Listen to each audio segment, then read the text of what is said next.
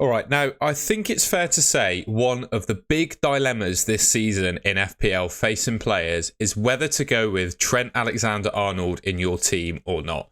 This video is going to hopefully help you decide what to do.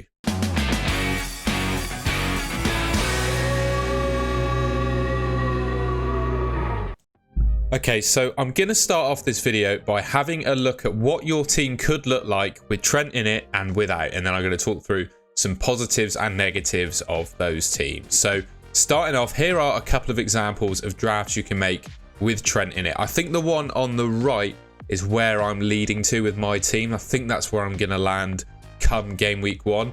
Obviously, things might change by then, but it's one of the best teams I've made so far.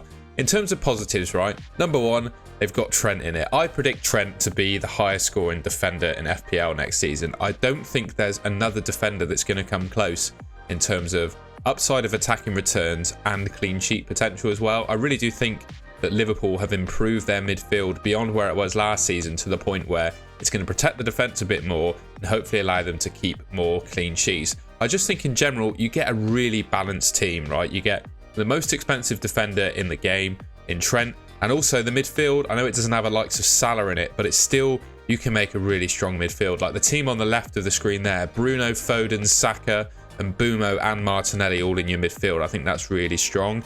Just in general as well, if you go for Trent, you of course need to pick yourself some cheap defenders and cheap, you know, in inverted commas, midfielders. I feel like there's a good selection of both in the game this year. There are plenty of 4.5 million and 5 million defenders you can go for, as well as midfielders from, you know, 7 to 9 million who are really good as well. I think you can make a decent bench as well. Looking at that team on the left and the team on the right, they both got the same bench.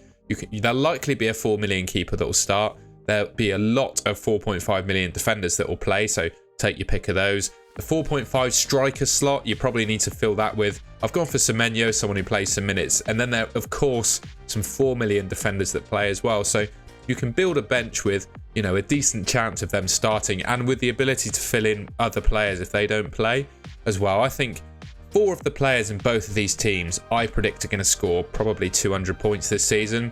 I'll give it away. Trent being one. Bruno Fernandes, I think, is going to have a stellar season. Phil Foden, with the way Man City are looking at the moment, I think he's going to do really well. Saka, of course, scored 200 last season. And then Martinelli, Rashford as well, I think are going to do great. In terms of negatives, I've really only been able to fit one premium in when I go for Trent. You know, if you go without him, you can make it, it's obviously a lot easier to go with premiums. You can fit 2 in, but the rest of your team's looking really weak. You can go for a 4-5-1, but really it means you've got a 4 million defender on your bench alongside 2 4.5 million strikers. That's really the only way you can play it, and for me, that's not ideal. Yeah, as like I said, it's very difficult to get either Salah or Kane. You have to save some cash in your midfield, so if you're looking to get, you know, Rashford, Son, Salah, all those big midfielders in, you can't quite do that. You have to cut down a little bit, and I've always found that I've got one player in these drafts that I'm not massively happy with in my team. Like the one on the left's got Martinelli in it, and the one on the right's got Nkunku in it because I couldn't quite stretch to Jesus. I'm always finding that when I build a team with Trent in it, there's one player that, you know, I'd rather replace in my team than have. That just seems to be how it goes. But yeah, that's my thoughts on building a team with Trent in it. Now, the important thing I'm going to do with this video before I go any further, it's the style of most of my videos basically, I'm not going to tell you a right answer purely because I don't think there is one. I think you could make an argument either way, and that's what I'm trying to do here. And maybe there's one argument that resonates both, right? Most with you, sorry. So whether it's a draft with him or a draft without. If you go without, you can quite easily, as it says in the positives there, as you can see with both of these teams, you can quite easily pick 2 premiums. So the one on the left's got Salah and Haaland, and the one on the right's got Kane and Haaland. And, you know, if you don't have Trent, there are still plenty of decent defenders that you can fill in with. So the one on the left's got Shaw, the one on the right, I've just gone for Rico Henry, basically. I think it'd be a perfectly decent option. It just generally allows you to spend more on your midfield as well. So I fit Salah in here. You don't have to go for Salah. You could go for Son and then maybe Bruno Fernandes in place of one of those 6.5 million mids. And also, it allows you to pick a captaincy alternative to Haaland as well. I think realistically, right, the only player you're going to be captaining on the previous draft is Haaland.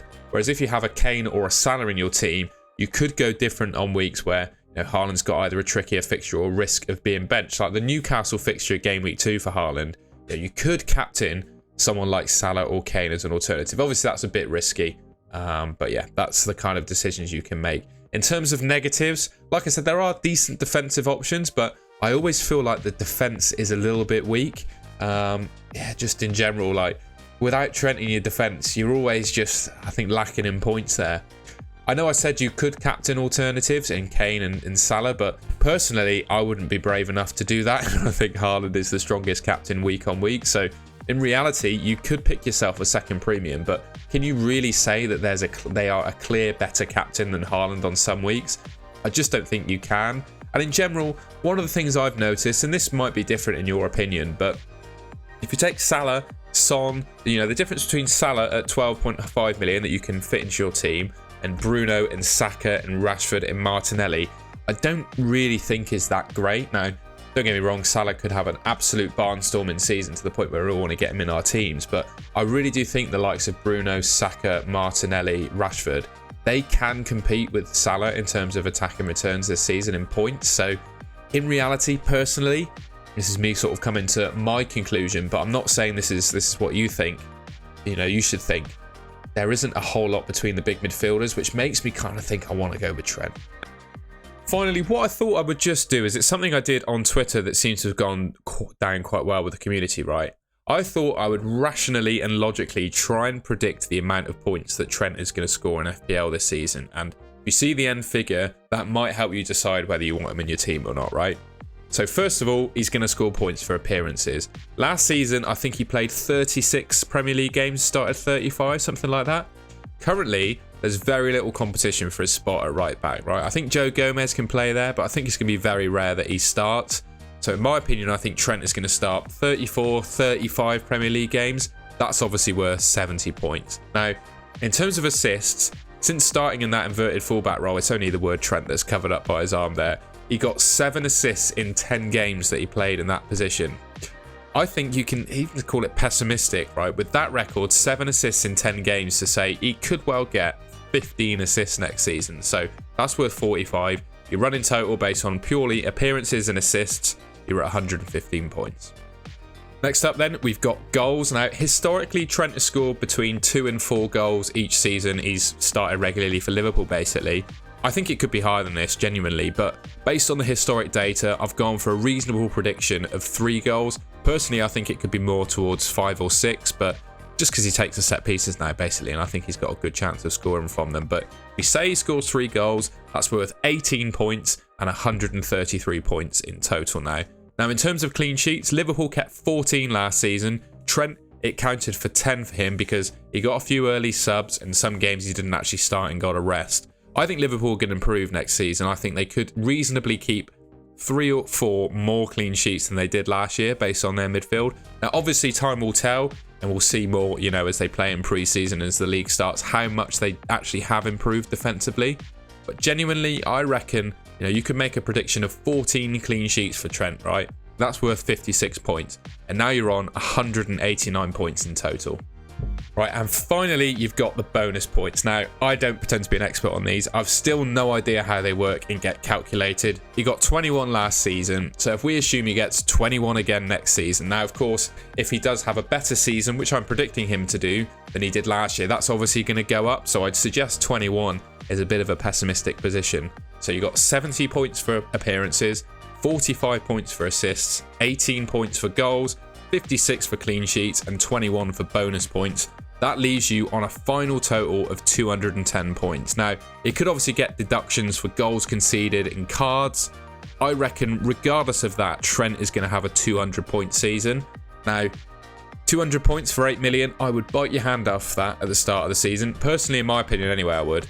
So hopefully that helps you decide whether to go for him or not. Now, before I wrap this video up, I just wanted to share with you my mini league code. You can see it there, HXZMOG. You can join the Golden Goal mini league and compete against other subscribers and followers of the Golden Goal channel, including myself. I'm obviously in there and you'll probably beat me. But yeah, it'd be nice to have a little community of Golden Goal subscribers and followers in that mini league. So I just thought I'd give it a little plug right there. All right, and that's the end of the video. I hope you enjoyed it. I thought it would address a question on the lips of quite a lot of FPL players.